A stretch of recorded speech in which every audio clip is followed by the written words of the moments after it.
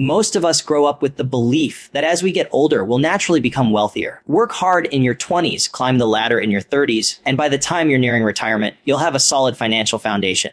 But when you actually look at the real numbers, the truth is shocking. The average American's net worth at every stage of life is far lower than what most people imagine. And that gap between what we think people have saved and what they really have saved exposes a financial reality that no one is talking about. Today, we're going to break down the average net worth by age, what people in their 20s, 30s, 40s, 50s, and beyond actually have, and why these numbers should be a wake-up call for anyone who wants to take control of their future. When you're in your early 20s, the idea of net worth almost feels like a distant concept, something reserved for wealthy investors, successful business owners, or people who have been working for decades. But the reality is net worth starts the moment you take on your first financial responsibility. And for most people in their 20s, that starting line isn't a positive number at all. It's negative. Think about it. Student loans, credit card balances, car payments, and sometimes even personal loans stack up before you've had the chance to build any real assets. Instead of owning investments, many young adults in this stage of life are technically worth less than zero when it comes to net worth, and that can feel discouraging. But understanding why this happens and what it really means is the first step to changing the narrative. At this age, the biggest challenge is the imbalance between assets and liabilities. On paper, assets are things that add value, like savings, investments, or a car that's actually worth more than the loan against it. Liabilities are what you owe, like debts or obligations. For someone in their early 20s, the liabilities often far outweigh the assets. A fresh college graduate, for example, might leave school with $30,000 in student loans, no home ownership, maybe a few thousand in a checking account,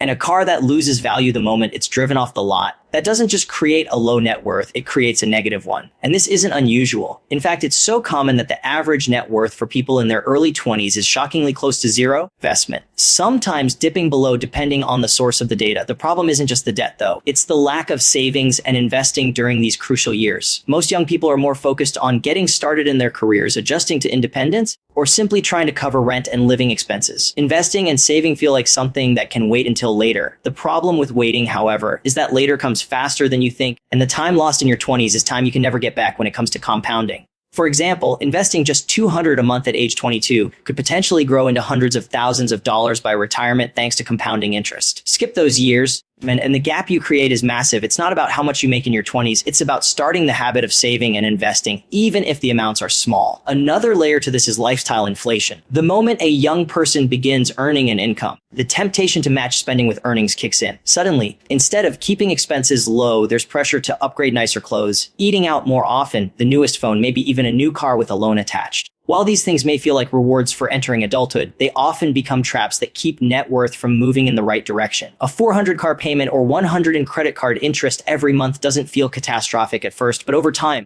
it becomes a major roadblock. And because net worth is the sum of every financial decision you've made, those small choices compound too, just not in your favor. The good news is that the 20s are the best time to course correct. Unlike later decades, when financial mistakes have already piled up, people in their 20s have one priceless advantage: time. Even if you start out with a negative net worth, you can make progress faster than you think by focusing on two things: cutting liabilities and building assets. Paying off high interest debt like credit cards should be a top priority because those balances grow against you faster than almost anything else. At the same time, creating even a small emergency fund, a few $100s tucked away, can make a huge difference by preventing you from falling further into debt the next time an unexpected expense comes up. Once that foundation is set, beginning to invest, even in tiny amounts, is like planting seeds that will grow into something meaningful over the decades ahead. It's easy to look at the average net worth of someone in their 20s and feel hopeless. But the truth is the numbers don't define the future. Most people start out in the negatives. What matters is whether you accept that as your long-term reality or use it as a wake-up call to do something different. The shocking numbers aren't meant to discourage you. They're meant to highlight just how important it is to take control early.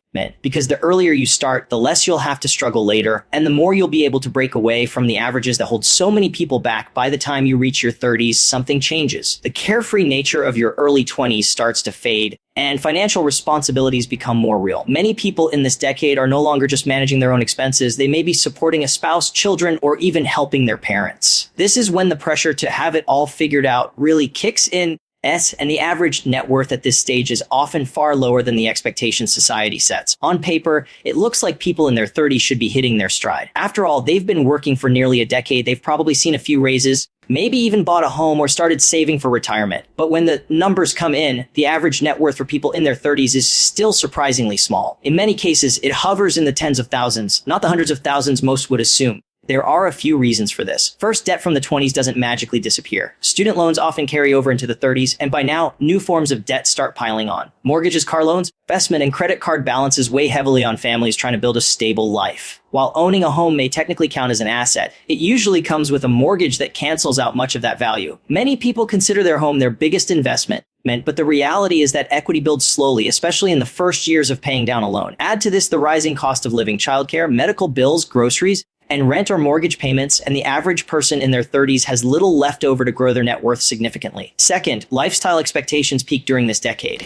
The pressure to live a certain way is intense. By 30, people feel they should have a reliable car, a nice place to live, maybe vacations once in a while, and all the trappings of what looks like success. Social media amplifies this pressure, making it seem as though everyone else in their age group is thriving financially, when in truth, many are struggling quietly. This drive to appear successful often results in overspending. The danger here is that instead of building wealth, people are draining resources to maintain appearances. That new car loan or a bigger house than needed can be the very things that slow financial progress. The average net worth in the 30s also reflects a lack of aggressive investing. While some people begin contributing to retirement accounts during this period, it's often minimal. A few $100s here and there might not feel like much progress, and with so many expenses competing for attention, investing often falls to the bottom of the priority list. But the problem is that this is the decade when compounding could be the most powerful. Every dollar invested in your 30s has the potential to grow substantially by the time retirement arrives, but because so few people commit consistently, the numbers stay unimpressive. On the flip side, the 30s can also serve as a turning point. Many begin to recognize the mistakes of their 20s and finally start correcting them. This might mean aggressively paying off lingering debts, cutting back on unnecessary spending, and finally building a budget that sticks. Some start side hustles, invest in their careers, or build small businesses that add streams of income. These decisions, even if they feel small, can create a noticeable gap between those who take action and those who don't.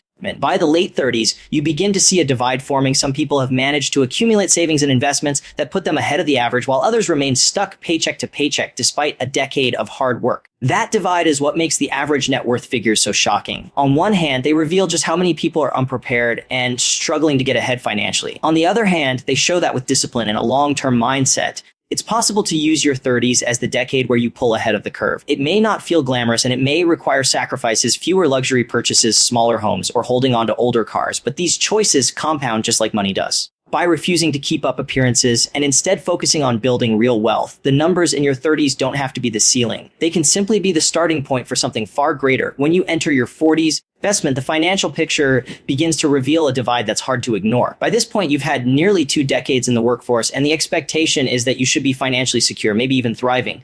But the reality is that for many, the numbers don't reflect that image. The average net worth in the 40s is higher than in the 30s, but it's still not where most people imagine it would be after so many years of working, earning, and trying to save. What makes this stage so important is that it becomes clear who has been consistently making smart financial choices and who has been coasting along without a clear plan. This is the decade when financial habits either start to pay off or catch up with you. For those who have taken saving and investing seriously in their 20s and 30s, the 40s can feel like a breakthrough. Compounding interest starts to show its power. Retirement accounts may be growing, and home equity could be building as mortgage payments chip away at the balance. These individuals often begin to see their net worth rise in a way that feels tangible. A well-managed portfolio, consistent contributions to a 401k or ERA, and avoiding lifestyle inflation set them up to be far ahead of the average. They're not necessarily wealthy yet, but they're finally seeing the results of years of discipline. On the other side, many people in their 40s struggle because they never built those habits earlier. They may still be paying off debts from their younger years, stuck in cycles of living paycheck to paycheck, or dealing with the financial strain of raising children without much cushion.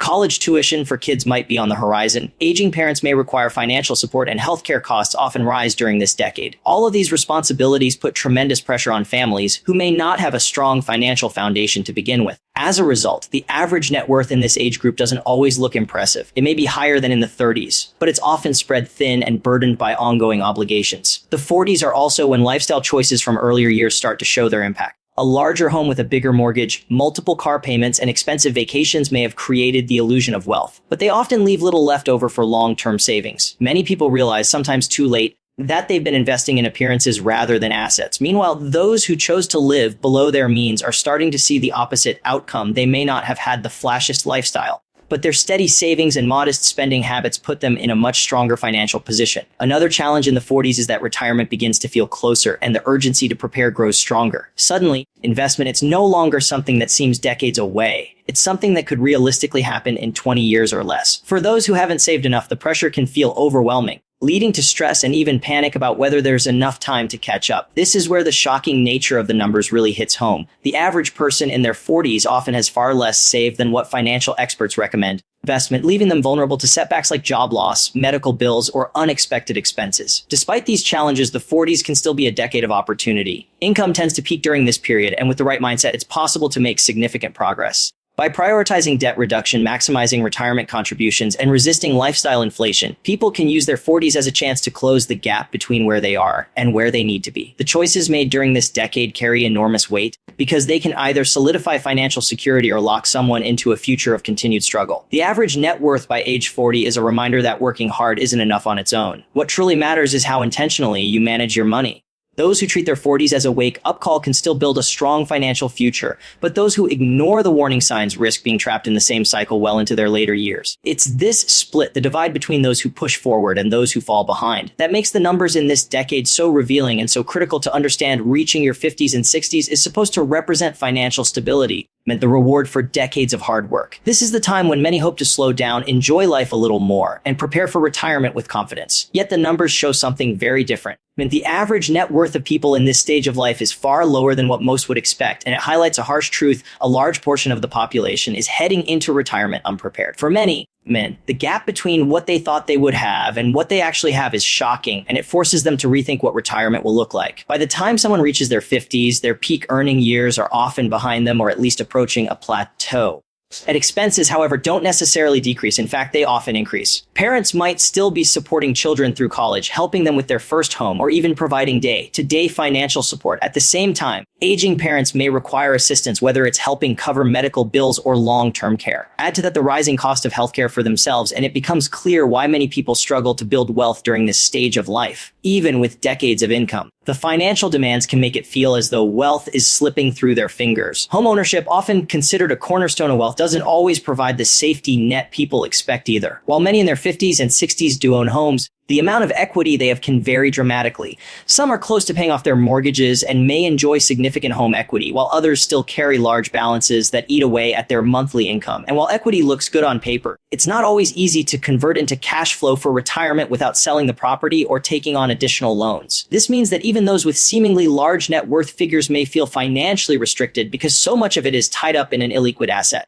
Another surprising factor is the lack of retirement savings. Studies consistently show that the majority of people in their 50s and 60s fall short of the recommended savings targets for retirement. Financial experts often suggest having several times your annual salary saved by the time you reach this stage, but the average balances in retirement accounts fall far short of that mark. Some individuals have less than 6 figures saved, which is nowhere near enough to sustain them for a retirement that could last 20 or 30 years. The reality is that Social Security often becomes the primary source of income for many retirees, even though it was never intended to fully replace a paycheck. The pressure of entering retirement with limited savings can have serious consequences. Instead of enjoying freedom and flexibility, many people in their 60s continue working simply because they can't afford to stop. Others downsize their lifestyle dramatically, cutting back on travel, hobbies, and even basic comforts to make ends meet. Some even find themselves relying on family for financial help, creating stress across multiple generations. This paints a very different picture from the dream of retirement most people grow up believing in. But despite the grim statistics, there are those who enter their 50s and 60s in a much stronger position. These are the individuals who began saving early, avoided unnecessary debt, and prioritized investing consistently over the years. Their net worth isn't just higher, it gives them the freedom to make choices. They can retire earlier if they want, pursue passion projects, or simply enjoy life without the constant stress of money. This contrast between the average and those who prepared highlights the critical role of habits and planning decades earlier. The shocking numbers of net worth in the 50s and 60s aren't just statistics. They're a reality check. They reveal how common it is to spend decades working and still not feel secure enough to retire. At the same time, they show that with deliberate planning and consistency, it is possible to break away from the averages. The lesson here is not only about what happens in the later years of life, but also about the importance of choices made in every decade before them. Because by the time retirement is near, the difference between being prepared and being unprepared comes down to the decisions that have been compounded over a lifetime.